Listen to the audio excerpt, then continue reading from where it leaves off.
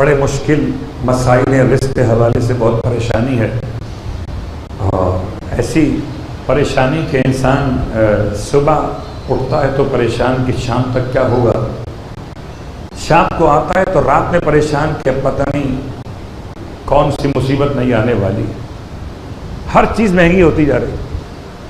تو پریشانی یا رزق کو دور کرنے کے لیے کتاب مفاتیح الجنان میں صبح کی نماز کی تعقیبات میں، نماز فجر کی تعقیبات مختصہ میں، امام تقی جواد علیہ السلام کا بہترین تحفہ، اگر میں کہوں کہ گارنٹڈ ہے رزق کی آمد،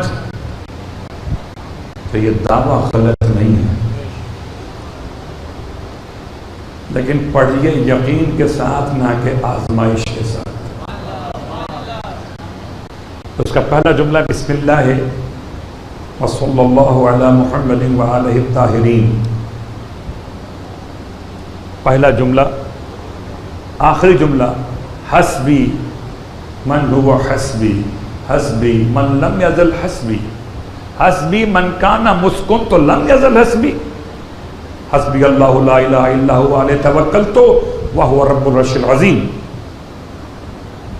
یہ تعقیبات نماز فجر کی کتاب مفاتیح الجنان میں بالکل آخر میں ہے، امام جواد کا تحفہ۔ اور آخری بات،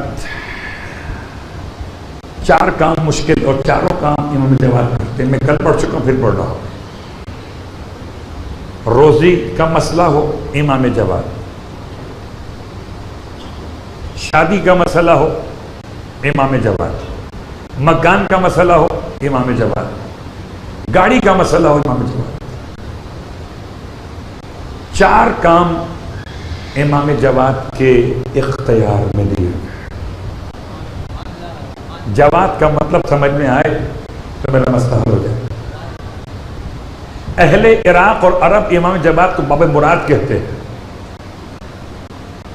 چار بڑے مسئلے، آپ پوچھیں میں کہاں سے پڑھ رہا ہوں، تو ایک اللہ کے رسول کی روایت ہے، اور ایک دعائے توسل دیگر، کتاب مفاتیح الجنان میں ہی دعائے توسل کے فوراً بعد ایک اور دعا ہے، ایک یا وجیہ عند اللہ اشفع لنا عند اللہ، تو آپ کو یاد ہو گئی۔ ایک اس کے بعد ایک اور دعا جس میں ہر معصوم کا توسل بالکل مختلف ہے۔ ساتویں امام جسمانی امراض کے لیے وسیلہ ہے، آٹھویں امام سفر کے لیے وسیلہ ہے، اور نویں امام آپ کے میرے دنیا کے چار کاموں کا وسیلہ ہے۔ جب کوئی رزق میں مشکل پیش آئے، سورہ یاسین پڑھ کر امام جواد کو ہدیہ کیجیے اور روزی آپ لے جائیں۔